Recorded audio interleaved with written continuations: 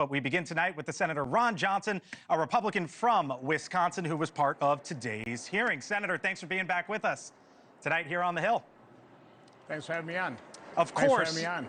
You got it. So you are as conservative as they come, Congressman, a 92% rating according to Heritage Action.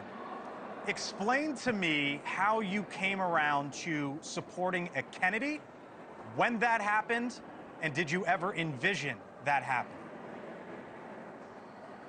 Well, I got to know Bobby Kennedy during COVID.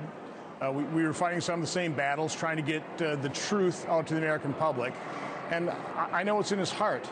I know he has worked for decades to clean up the environment. That's something we agree on. I know he has worked for decades to defend children's health. I know he wanted this opportunity. It's one of the main reasons he ran for president. First of all, to unify and heal this nation, but also to address the issue of chronic illness. And from my standpoint, I was just disappointed how hostile the questions were from Democrats. When Bobby Kennedy called me how that and goes, talked Senator, about that possibly happens every doing year. this. I understand, but what I have found in my advocacy, for example, the vaccine injured, this is a completely nonpartisan issue. The doctors that participated in my panels were generally Democrats. It didn't make any difference. We were focused on what we could do to, for example, help the vaccine injured. In this case, 60-some% of Americans have suffered from a chronic illness. This is something the American people want. They want to have answers. What's causing that? What's causing autism? So there are. And to me, it's a perfect example of how you solve a problem is set aside political differences, find an area of agreement, and focus on that problem and solve it. So Senator, there are going to be questions about Robert F. Kennedy Jr.'s vaccine stance. You just brought up the issue, for example. Here was one exchange with the Democratic Senator Bernie Sanders. I'll get your reaction on the other side. Next one is no vax, no problem. Now, you're coming before this committee and you say you're pro-vaccine, and yet your organization is making money selling a child's product to parents for $26, which casts fundamental doubt on the usefulness of vaccines. Senator, I have no power over that organization. I'm not part of it. I resigned from the board. Yep. The senator, an independent, but caucuses with the Democrats. Senator Johnson, you know that there are going to be parents all over this country who say, wait a minute, why should he be running, or at least overseeing, the CDC and the FDA? You would say what?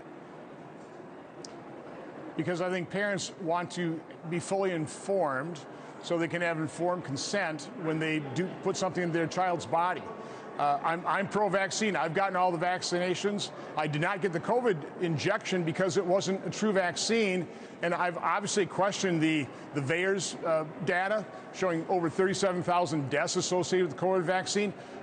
Those are legitimate questions. You can be pro-vaccine and still ask questions about safety and efficacy. Not all vaccines are the same. So it's completely legitimate to have those kind of questions. Bobby Kennedy has those questions, as do millions of Americans have those exact same questions, and they want answers. I started off by mentioning you're a conservative, and there are questions among conservatives about Robert F. Kennedy Jr.'s past positions on abortion. After all, he wants to run Health and Human Services, and what he's saying now. Here was James Lankford and RFK Jr. I agree with President Trump that every abortion is a tragedy. I agree with him that we cannot be a moral nation if we have 1.2 million abortions a year, that he wants to end federal funding for abortions here or abroad.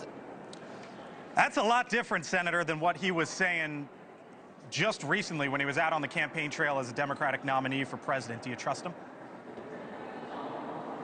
Well, absolutely, because, again, he's saying that he will absolutely implement President Trump's policies here.